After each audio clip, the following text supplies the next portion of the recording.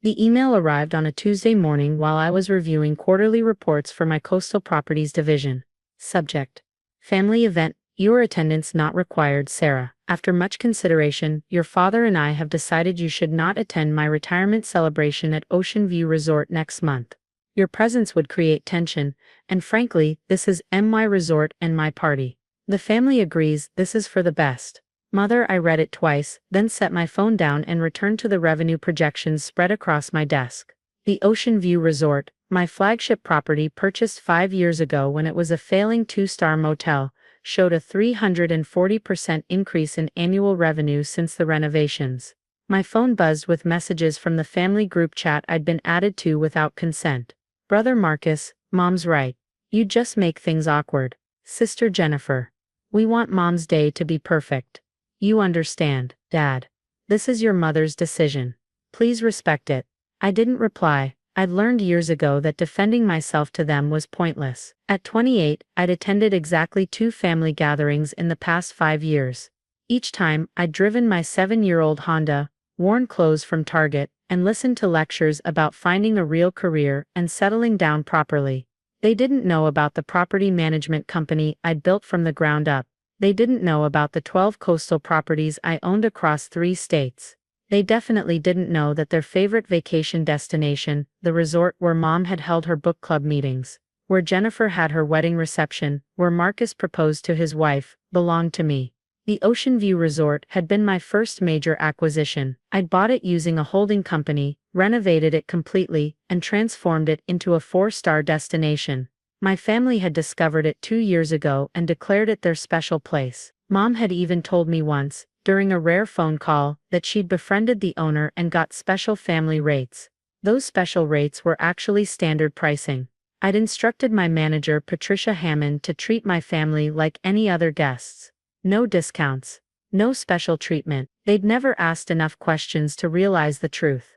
3 weeks before the retirement party, Mom called. Shara, I need you to understand something, she began without greeting. This resort means everything to me. I've spent years building a relationship with the owner. They've promised me the entire beachfront ballroom for my celebration.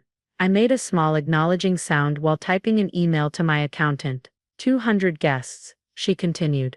The mayor will be there. My former colleagues from the hospital. This is my moment, and I won't have you there in your well, you know how you dress. What would people think? I understand, I said quietly. Good. I knew you'd be reasonable. Oh, and please don't contact anyone from the family that weekend. We don't want any drama.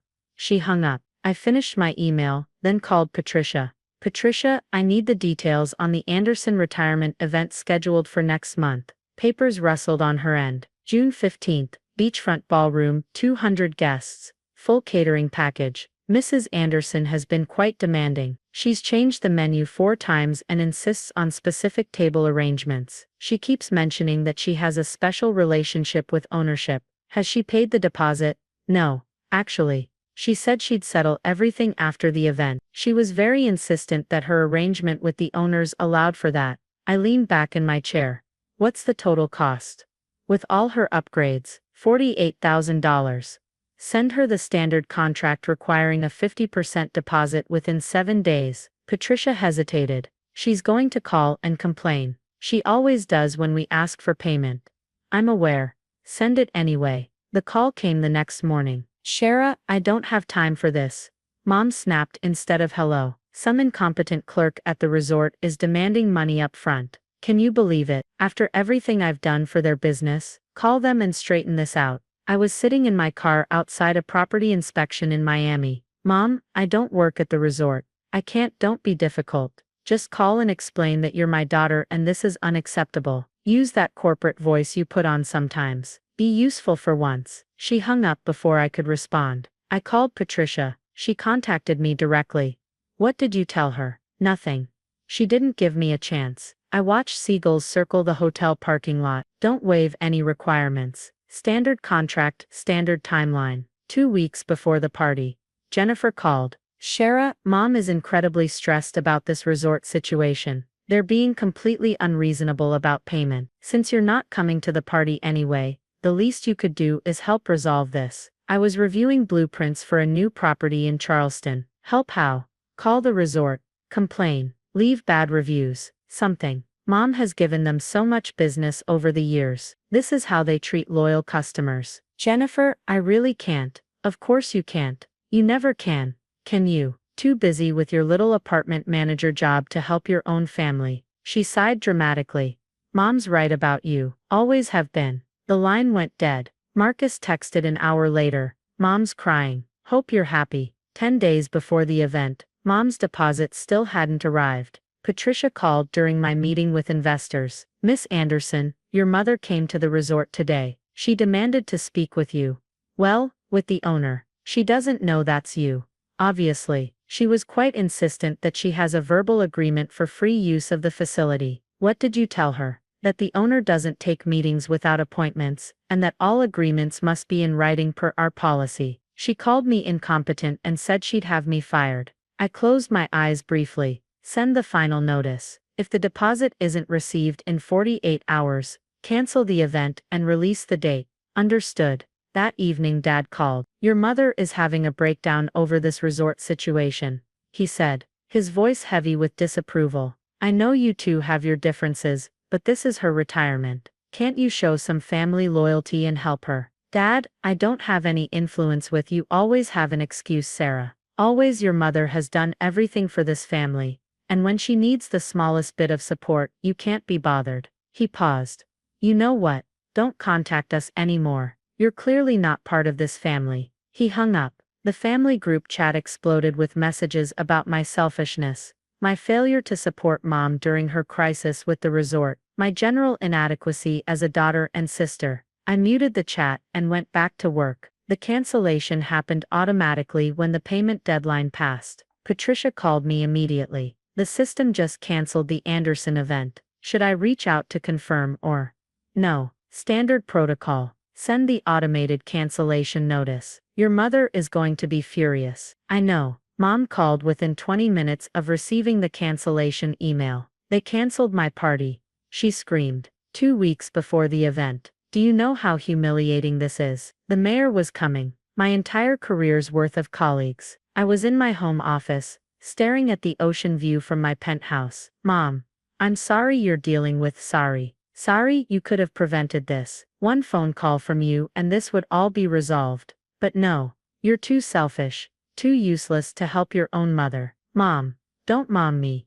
I never should have had you. You've been nothing but a disappointment since the day you were born. Marcus was right. You're not family anymore. Lose this number. She hung up. Jennifer texted, you've destroyed Mom's retirement. Hope you can live with yourself. Marcus texted, don't ever contact any of us again. Dad didn't text. He didn't need to. I sat in silence for a long moment, then called Patricia. Patricia, they're going to try to book another venue. When they do, they'll trash the resort's reputation. I need you to send something. What do you need? Send Mrs. Anderson the property ownership records. All of them. The purchase documents from 5 years ago, the renovation contracts, the business licenses.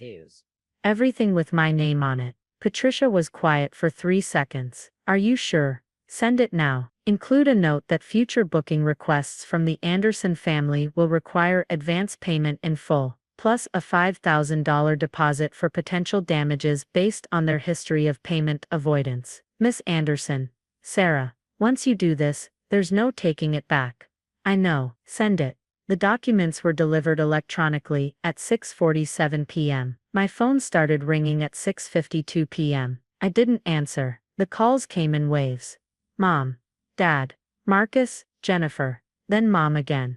Then all of them in rotation. Voicemails piled up. Text messages flooded in, progressing from confusion to anger to panic. Mom. Call me immediately, Mom. This is some kind of mistake, Mom. Sarah, answer your phone, Dad. We need to talk about these documents, Jennifer. Is this real? Marcus, you've owned the resort this whole time. Mom, you let me believe I had a relationship with the owner. Mom, you humiliated me on purpose, Jennifer. My wedding was at your resort and you never said anything. Marcus, I proposed there. You watched me plan it and never told me, Mom. What kind of daughter does this to her mother? I silenced my phone and poured a glass of wine. The next morning, I woke to 47 missed calls and 83 text messages. I read them over coffee while watching the sunrise over the Atlantic from my balcony. The messages had evolved overnight. The anger had shifted into something else: bargaining, justification, desperate attempts at reconciliation. Mom, if you'd just told us, this could have been avoided. Dad, we could have worked something out if you'd been honest. Jennifer, family doesn't keep secrets like this. Marcus, you deliberately made us look stupid. Then came the attempts at manipulation. Mom, I'm having chest pains from the stress you've caused. Jennifer, Dad's blood pressure is through the roof because of you. Marcus, you've always been jealous of our success. Finally, the threats. Mom, we'll sue you for emotional distress. Dad, you'll never see your nephews again. Jennifer, everyone will know what kind of person you really are. I set my phone down and called Patricia. How are things at the resort? Quiet. Your family hasn't tried to contact us again. The date's been rebooked. Corporate team building retreat. They're paying in advance. Good. Sarah, are you okay? I looked out at the ocean, at the resort visible in the distance, at the empire I'd built, while my family dismissed me as a failure. I'm fine, Patricia. Better than fine. A week later, an email arrived from Mom's personal account, not the family chat. Sarah, I've had time to think. Obviously, we overreacted. Family is family, and we should work this out.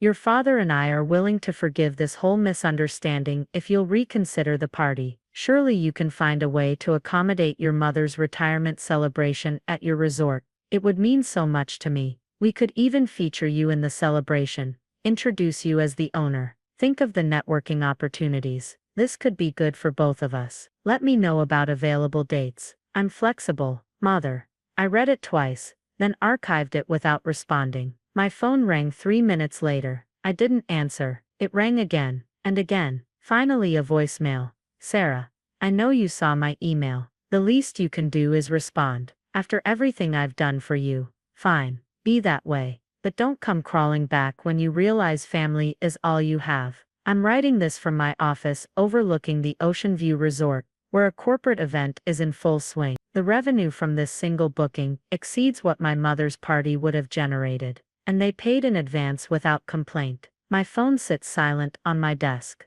The family group chat shows 247 unread messages. I haven't opened it in 9 days. Patricia just emailed. Another property acquisition opportunity in Maine. The seller is motivated. The location is perfect. And the numbers work. I'm scheduled to view it tomorrow. My family still believes I'm just an apartment manager, even after seeing the ownership documents. Marcus texted yesterday that I probably just managed the paperwork for the real owner. Jennifer suggested I must be sleeping with the boss to get my name on documents. Mom's latest voicemail. From this morning. Your father and I have decided to give you one more chance to make this right. The retirement party can be in August instead. We're willing to be flexible. Call me back within 24 hours, or you're out of the family permanently. The deadline passed 3 hours ago. I haven't called back. I won't.